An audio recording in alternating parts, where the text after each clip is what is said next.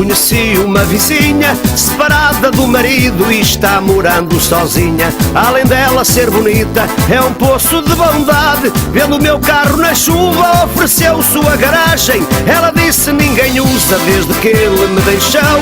Dentro da minha garagem teias de aranha juntou. Põe teu carro aqui dentro, senão vai enferrujar. A garagem é usada, mas teu carro vai gostar. Ponho o carro, tiro o carro à hora que eu quiser.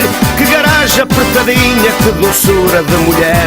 Tiro cedo, ponho à noite e às vezes à tardinha. Estou até mudando o óleo na garagem da vizinha. Ponho o carro, tiro o carro à hora que eu quiser. Que garagem apertadinha, que doçura de mulher.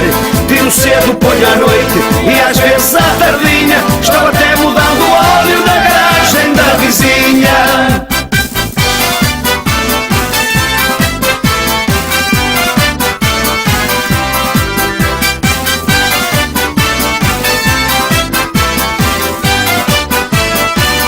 Só que o meu possante carro tem um bonito atrelado que eu uso para vender coco e ganhar mais um trocado. A garagem é pequena, o que é que eu faço agora? O meu carro fica dentro, os cocos ficam de fora. A minha vizinha é boa, da garagem vou cuidar. Na porta mato cresceu, dei um jeito de cortar. A bondade da vizinha é coisa de outro mundo. Quando não usa da frente, usa a garagem do fundo. Ponho o carro, tiro o carro à hora que eu quiser.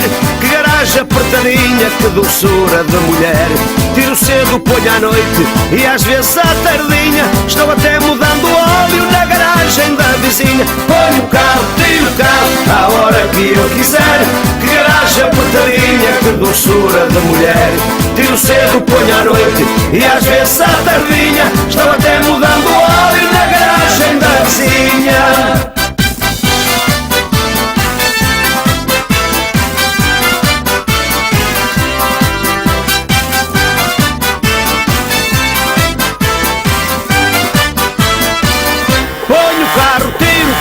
À hora que eu quiser. Que garagem apertadinha, que doçura de mulher. Tiro cedo, ponho à noite e às vezes à tardinha. Estou até mudando o óleo na garagem da vizinha. Ponho o carro, tiro o carro à hora que eu quiser. Que garagem apertadinha, que doçura de mulher. Tiro cedo, ponho à noite e às vezes à tardinha. Estou até mudando o óleo na garagem da vizinha. Ponho o carro, tiro o carro à hora que eu quiser. Que garagem apertadinha, que doçura de mulher.